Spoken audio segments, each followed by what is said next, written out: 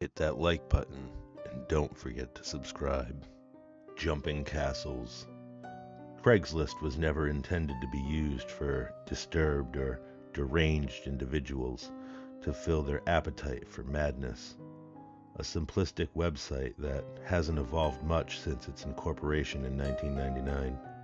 The usage of the website extends beyond buying and selling goods, even into a more insidious realm. Before Craigslist was used for these purposes, there have been internet killers. The term Craigslist killer was first dubbed in 2007 and has since popped up on news bulletins periodically since, usually stemming from a robbery or sexual interaction. Killers like Philip Markoff have used the website to solicit murder by luring victims to them. There is, however, one man you have never read about. He has never been featured on the 6 o'clock news. You will not find a Wikipedia page on the man, nor will you come across a discreet reading on Cracked while you're flipping through articles. Until the summer of 2014, I had used Craigslist to advertise possessions I felt were less valuable than the cash I would pocket after selling them to a complete stranger. It was June when I was without a job and desperate for some money like many other of my high school friends. Delivering flyers door to door was the first job I acquired through Craigslist. My friend and I did this together for a few weeks. Pay was dismal and the hot summer days seemed to drag on eternally. While waiting for payroll one day, I jumped back on the website to see what else I could find. Maybe I would get lucky and land a chip shot of a job for a few days. That's when I came across his advertisement. His name was Michael Farther, and he was the owner-operator of an inflatable jumping castle company. Event planners would order their service, a large variety, the biggest in town they insisted, of inflatable bouncing castles, slides, climbing towers, and obstacle courses, along with tenders to inflate and run the attractions. In the Denver metro area of Colorado, his company was one of the largest and most profitable among similar competitors. The ad was requesting that one day temporary goons like my friend and I stand by their jumping castles at a fair and make sure no one got hurt. The gig was for the 4th of July, a big day for the company, and Michael Farther was promising $12 an hour for 10 hours of work. A quick exchange of emails, and my friend and I had orientation next Tuesday at 7 o'clock. Blaster Bouncing Jumping Castles Inc. was in business out of a single 20,000 square foot warehouse from the better part of 15 years. It was located in the armpit of Colorado, just north of Denver, in Commerce City. We made the 40-minute drive that Tuesday with no indication of what we're about to experience. As I navigated the unpainted and cracked, aging asphalt that ran up to the place, I examined the building. As far as the warehouses go, this was your run-of-the-mill standard model, gray and rectangular. There was a small green belt overgrown with brown and green native grasses between the road and the warehouse. The paved surface had plant life crawling up through all the unsealed cracks and potholes. Between the green belt and the warehouse were 2 rows of chain link fences. Surrounding the building and its grounds, the fences were 8 feet tall and had posts for stringing up barbed wire. While there was none, one detail I couldn't ignore was the posts were angled in towards the warehouse. The fences were designed to contain, not keep out. It was a late afternoon and unseasonably cold when we pulled up to the place. There were people milling about and other cars arriving and parking. It was comforting knowing we weren't the only two who had responded to the ad and showed up. These people did nothing to stifle my thoughts on the fences. The whole grounds had an eerie vibe, like walking through a cemetery at night, like feeling something was watching you, waiting to grab you from behind. I wish I would have trusted my instincts and left. We should have left. But 60 seconds later, and we were also milling around, trying to find the man that invited us there, Michael Farther. The warehouse had a pair of huge garage doors and the side of the building facing away from the road. They dominated that face of the building, save a pair of windows and regular-sized doors between them. An office of sorts, we assumed. An asphalt and concrete lot existed in front of the garage doors, where workers dressed in brown overalls were arranging and inflating attractions for demonstration. Past the lot was a large ditch, a long scar in the terrain overgrown with native vegetation. Thick trough of cattails filled the bottom of the ditch where small, mostly stagnant stream ran. The crevice was wide, and the opposite side climbed a good 40 feet above our own. Old, rusted cars and construction equipment on the top of the ridge, overlooking the warehouse. Many other cars and their oxidized skeletons were parked around the far end of the warehouse. The place was like a junkyard. Worse was that the warehouse was located a mile downwind from a local sewage plant. Following the other people who had showed up, we entered the office portion of the warehouse. The door was left open for our convenience. Bright orange sunlight streamed in through the open blinds in the windows. Shortly after entering the room, we met the guy. Michael Farther was shorter than me, about 5'7". He looked to be in his 40s, and his skin showed signs of life spent working outdoors. He wore a white t-shirt with sleeves cut off and denim shorts. Moving quickly and calmly, he conversed with everyone and issued instructions. I examined every detail of the man, from his patchy, short facial hair to the steel-toe work boots he wore. He appeared entirely regular. When he spoke to us, we didn't feel threatened or uncomfortable. The opposite. In fact, something that immediately caught both of our attention was that he didn't seem to blink. His eyes were wide and extremely dark brown, almost camouflaging his pupils. I didn't feel uncomfortable until he shook my hand. The hairs on the back of my neck stood up and a cold feeling washed over me. When he asked, we reluctantly handed over our social security cards and photo IDs in exchange for blank W-4s and a packet for the orientation. He smiled, instructing my friend and me to have a seat in the main room of the warehouse. As we turned to leave the office, I knew he was watching. I couldn't just sense it, I could feel it, like 2 points touching the back of my head. We made our way to the open garage doors, and inside were folding metal chairs that arranged in the center of the room. Inside, it smelt of rubber and vinyl, and there were colorful inflatables neatly folded and arranged on the shelves that reached all the way to the ceiling. The metal ceiling had round ventilation ports in a grid pattern, each mounted with a fan to create a draft. The blue sky, tinged with oranges and yellows, was visible through the circular holes. A small cart with a projector illuminated the company logo onto a white canvas screen that faced the audience of the folding chairs. After the attendees had taken their seats, Michael Farther and his employees filed in. As Mr. Farther approached the projector cart and began addressing everyone in the room, we could hear footsteps on the roof. There were 2 sets of them, and they moved deliberately. It was almost as if they were purposely synchronizing their steps.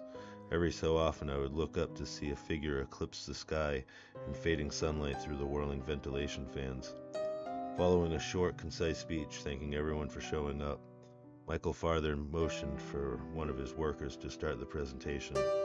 As the young man discussed high wind speed and its adverse effects on inflatable vinyl slides, I noticed Michael Farther standing in the corner, looking at the group in the chairs.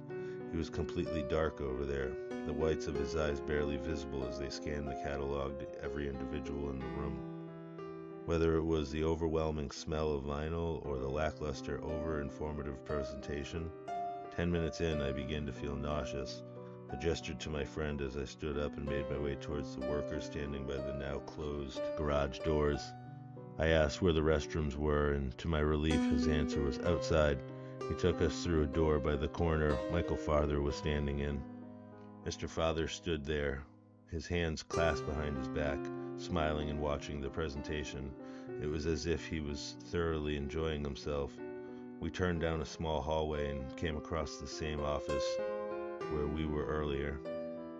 The worker took us outside to the lot and pointed at a lone porta-potty in the corner, chuckling. I didn't care. I needed the fresh air. After a short discussion, we decided to leave. It wasn't until we were 20 minutes down the road that we realized we had left our IDs and social security cards at the warehouse. I can never know what actually happened while we were absent from that room, but what we saw when we returned will always haunt me. When we returned, every car that was parked outside the building from before was now gone. We assumed the orientation must have been over. The gate that had been opened to let vehicles in was now closed with a padlock and chain. A few white pickup trucks plastered with colorful blaster bouncing logo remained in the lot alongside 3 other cars. we figured belonged to the employees. Navigating around the warehouse on foot, we wedged ourselves through a gap between the gate and the double row of fences and found the office door. It was colder now, and the sun had sunk below the ridge, littered with rusted vehicles. The sky was the bluish hue of dusk. A strange smell faintly drifted around the building like chemicals and old meat. The shades were drawn in the office windows now. The door was still open, however. We entered the warehouse, where we had first met Michael Farther. The smell from outside was stronger inside. The air felt damp and heavy. We recognized the short hall that took a right turn from before, where the worker had led us outside. Only the emergency lights illuminated the inside now. There were 2 locked doors that had been opened before, Michael Farther's name stenciled on the glass of one of them. We rifled through a stack of manila folders sitting on a small table in the room. Nothing, not like we expected to find our social security cards conveniently inside one of them. But it was worth a shot. It was dead silent for a moment. We both felt our search was fruitless. Mr. Farther never gave either of us a personal contact number. Go figure, I thought to myself. Just as we were about to leave, something broke the silence. A door opened. Down the hall where it turned right. The break in the silence made us jump. But after there was nothing. No voices, no footsteps. Without a word, we moved down the hall. As we came closer to the turn, we heard the door shut. The audible latch and the doorknob turning were the only sounds in the entire building. We walked to the end of the hall and found ourselves facing the door. The white walls and white laminate floor matched the door, its paint chipped, revealing bright green underneath. The door had a single rectangular window. As we approached, one of the fluorescent emergency lights above started to flicker and dim. It was as if we were in the middle of a cliché horror film. The hall was cast in an eerie, sickly colored light. The warehouse remained silent, save for our footsteps that we took care to make as quiet as possible. As we approached the door, my heart began to race. For whatever reason, I was anxious about what was on the other side. Whatever had opened and closed the door silently only minutes before. We edged towards it and positioned ourselves on either side of the window. My friend gave a look. I nodded, and simultaneously we peered inside. Instantly, every hair on my body stood straight up. My skin prickled. All of the people from before were still inside, standing in front of their chairs. Each had a black sack pulled over their head. They were standing where we had been only a little while before. I noticed the workers in their brown overalls had joined them, all blindly facing the canvas screen. In front of the screen, facing the group, was another man. He too had a black sack over his head. I recognized his outfit, denim shorts and a white t-shirt with the sleeves cut off. His skin was beet red. The only light came from the projector, throwing long shadows onto the floor and walls of a spacious warehouse. It was just enough to see that everyone else in the room matched Michael's skin tone. They stood there, motionless as we watched them. Then I could feel it again, the 2 points focused on my face. I quickly looked back to Michael Farther. He was looking at me. Slowly, he reached up and removed the black sack. My skin prickled from the sight of what he had underneath. It was as if he caked his face with white makeup. The rest of his skin looked badly sunburned, even up to his neck, but his face was pure white. His mouth was slightly open, almost smiling. Small trails of blood leaked from his eyes and ears, staining the powdered white skin. As we looked at Michael Farther, everyone else in the room slowly turned their heads to face us. There was silence. Then several of them collapsed violently, their legs crumpled horrifically and unnaturally. Bones snapping and crunching echoed through the warehouse, reverberating off the brightly lit colored jumping castles and blower fans used to inflate them. Without hesitation, we ran before turning down the hall.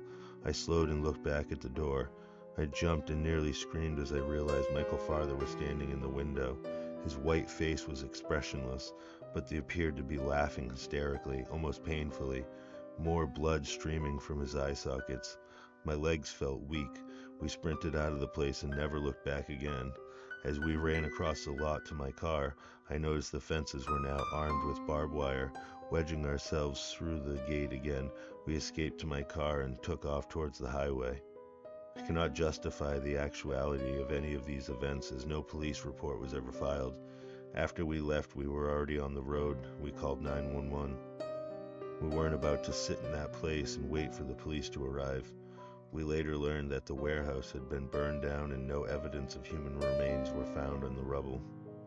The building was determined vacant at the time of the fire, and all 37 victims were never spoken of. They were never listed as missing, murdered, or abducted. My friend and I were never even questioned about the people we claimed died there, only our involvement in the fire and what they called the misleading 911 call we placed.